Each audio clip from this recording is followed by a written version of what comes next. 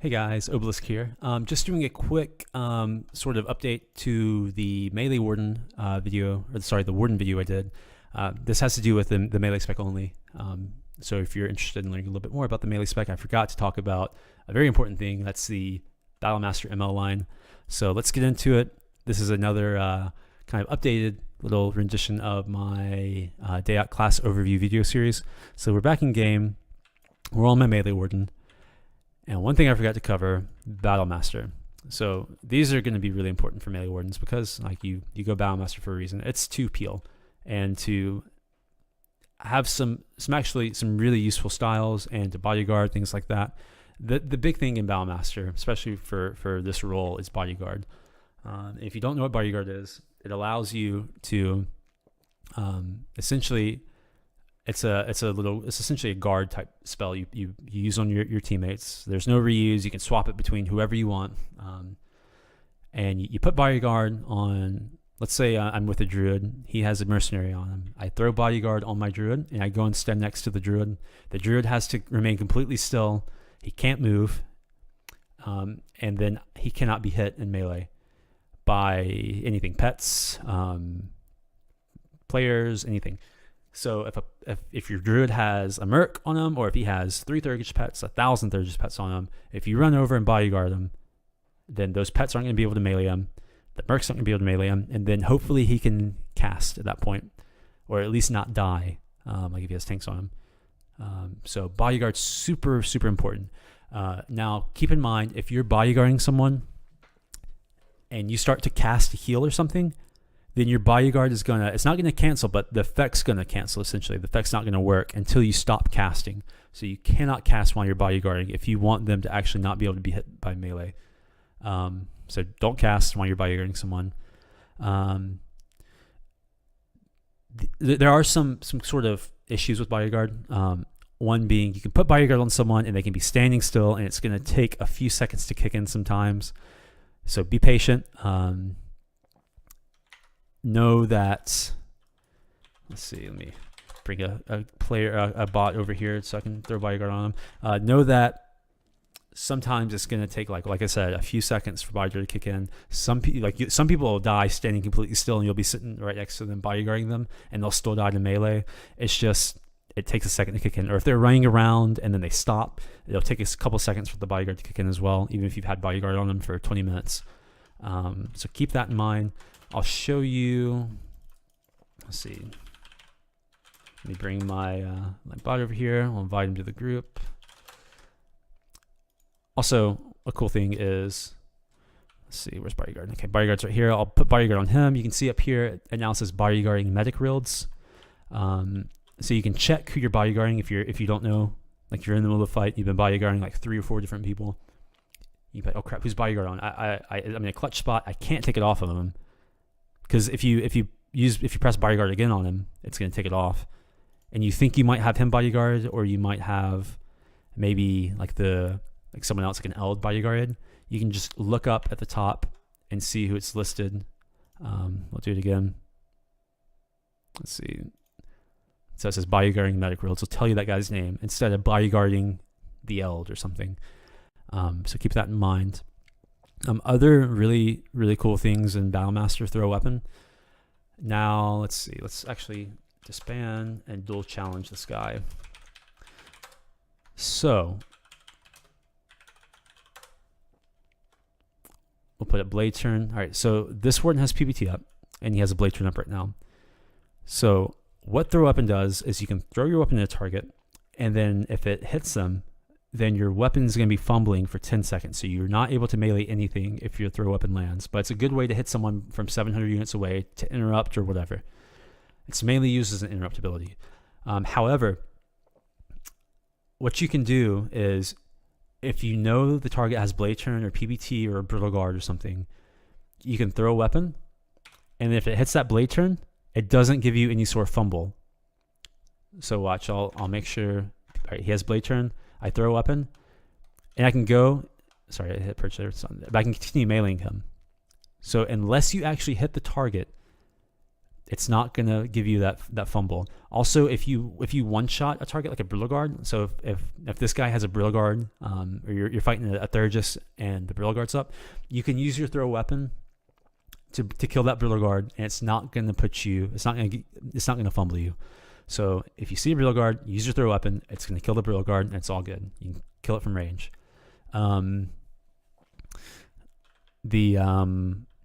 Another way you can use throw weapon, let's see, is let me cancel this PBT and just put up a single blade turn,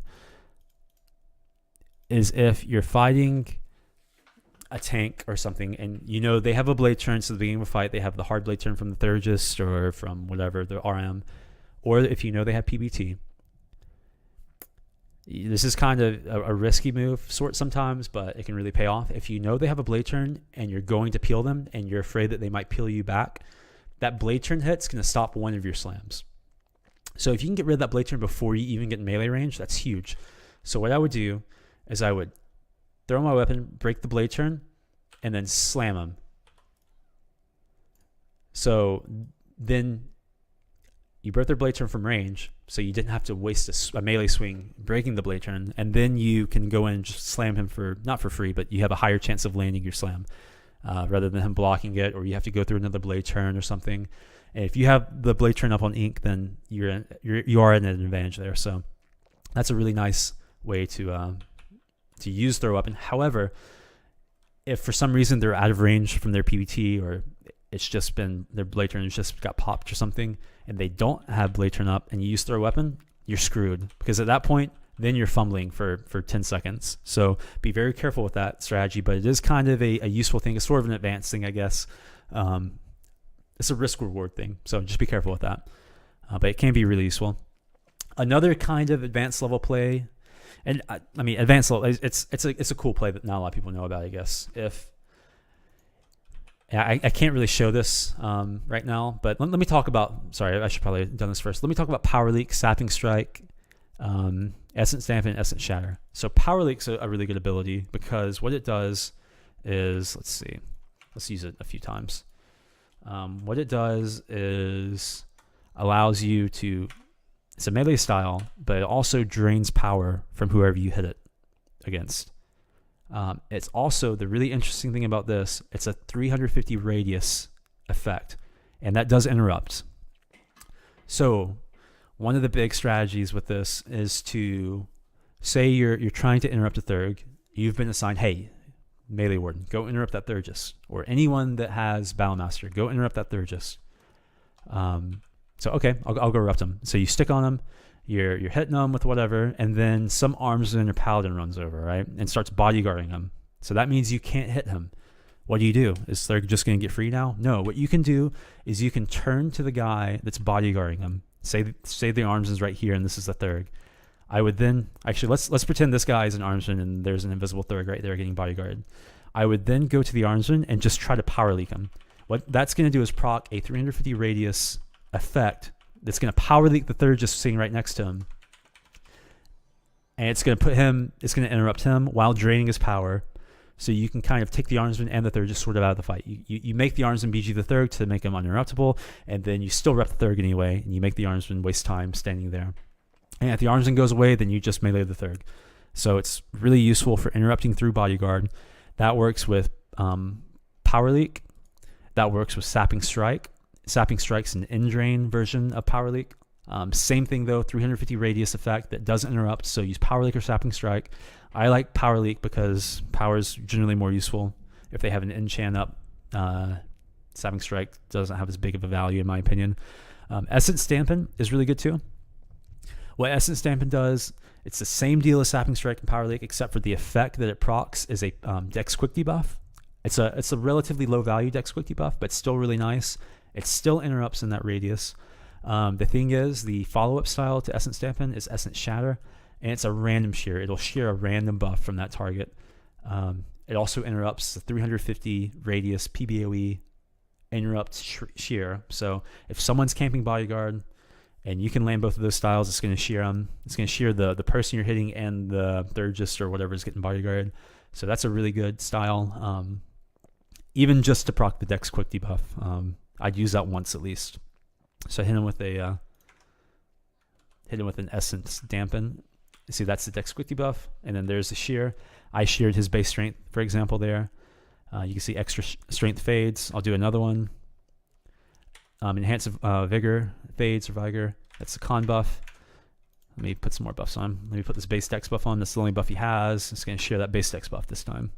So enhance agility fade. So it's just a sheer chain that interrupts. It's pretty good. Or you can just spam power leak. Doesn't matter. The dex quick debuff does erupt too. Like this spell, you can just spam it and it erupts. So you're good there. One of the other styles in Battlemaster is Essence Flames. What it does is it gives your team, anyone around you within 350 radius, I think, a 10% chance to proc a 137 damage DD essence damage to your target. So we'll see if we can get to proc real quick. And it stays on you for 15 seconds, so you don't have to spam that style to get the proc.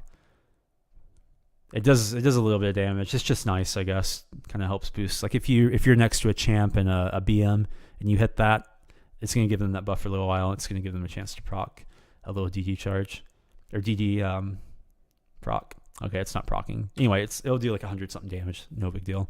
Fault Finder. It's gonna give you an additional damage add versus siege things. Obviously, if you're sieging a keep, it's good. Pop this and hit the door or whatever. Where this is good in open field fights is speed warps.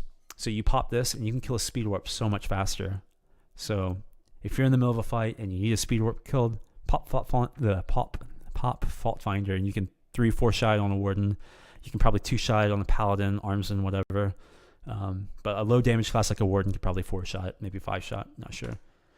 So Fault Finder is really good. Wow, Essence Flames is not proccing. This is surprising. Normally it procs a decent amount. It's supposed to be a 10% proc rate.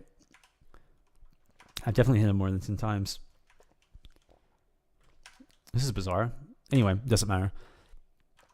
It does damage. So another interesting, I started to talk about this earlier, then I started talking about the abilities. Another interesting thing you can do with things like Power Leak, Sapping Strike, or Essence Dampen, if you're going up against a target that has a Brillo Guard, say this is a Thurgis with a Brillo Guard, and I wasn't able to use Throw Weapon to kill the Brillo Guard from range, and now I'm just up on him, and there's no point in Throw Weaponing from here. I can just swing on him and hit him with whatever ability or whatever style I have. If you swing on a target that has a Brillo Guard up and you're not like a dual class and you don't like double hit him, you're not going to interrupt him on that first set. It's just going to kill the Brillo Guard. The Brillo Guard's going to step in front of him and he's going to be able to still cast. So he's not going to be interrupted for that first hit.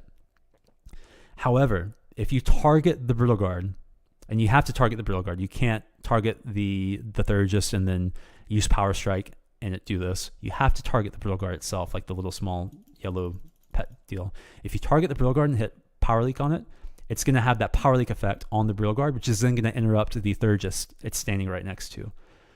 So instead of just running up, hitting the Thurgis with Power Leak, and then that getting absorbed by the Brillo Guard, it's not actually going to proc that effect. It's just going to step in front of it, and you're going to do the unstyle attack on the Brillo Guard, I guess. But if you target the Brillo Guard, not the unstyle attack, but there's some reason if you target the Brillo Guard and you use that, it's going to actually interrupt. It's going to apply the Power Leak effect to the Thurg and interrupt it.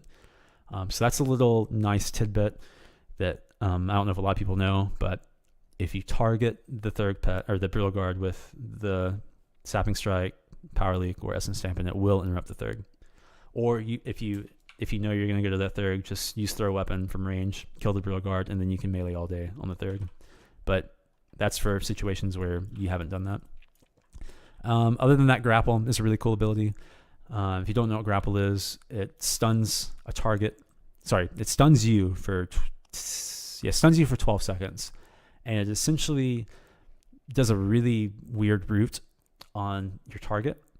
It makes it where they can't be hit with melee. However, they can't melee themselves, and they're rooted for 10 seconds, essentially. Unbreakable root. They can still be nuked. They can't be meleeed, but they can still nuke, or be nuked. And they can also, they themselves cannot use melee attacks, but they can cast, like they can heal or nuke or seal disease or something. So it's really good when you need to peel something off, like say a Vindowed Zerker is running around and is about to kill your Eld. If you grapple it, it's going to make that Zerker not be able to attack. However, you can attack it, but it's kind of saving a friend. It's also going to take you out of the fight for 12 seconds, so keep that in mind. An interesting thing about this is if you use it on a charged tank, for example, that Vindowed Zerk that's running around is probably charged. If you grapple it, it's not going to root him. However, if for the duration of his charge, he's going to be able to run around, but not melee. It's still going to disarm him, but he's still going to be able to move for the duration of his charge. Once he's out of that charge, he's going to be rooted wherever he lands until the grapple effect goes away. So you can use it on charged tanks, but no, it's not going to actually root them. It's just going to make them not be able to melee, which is still good against like a Vindowed Zerk because you'll take away 10 seconds of his window, even if he's running around charged. So really important to use on things like that. Also really good to use if you're in like a caster group and you don't have a stun up or something and you just want that target to stand still. Say it's like I don't know, say you're pulling and or like, I don't know, something's happening in the fight and there's a mercenary that's slam immune, but he's kind of deep. He's trying to run away from your casters. So he's trying to get out of nuke range. What you can do is grapple him, and that's going to keep him in place for 10 seconds and let your casters just go crazy on him. It's not going to let him run away in case like slam or mangle, or in case he has stun immunity. So keep that in mind. You can use it offensively or defensively. Usually it's used defensively, but has offensive values in caster groups or if you have caster damage. That does it for Battlemaster stuff. I think I hit most of the high points on that spec. This is relevant toward Melee Warden and any sort of other Battlemaster spec, so I might just label this Battlemaster Overview video. If you have any questions, if I missed anything, any tips, any things that I might not know, any cool little ways you can utilize these spells or these melee attacks, let me know, please, because I've always liked to learn. Hopefully you learned something. Maybe you already knew everything. That's fine. But thanks for watching my Melee Warden update / Battlemaster video. I'll see you next time in the next video. Thanks, guys. Thanks for watching.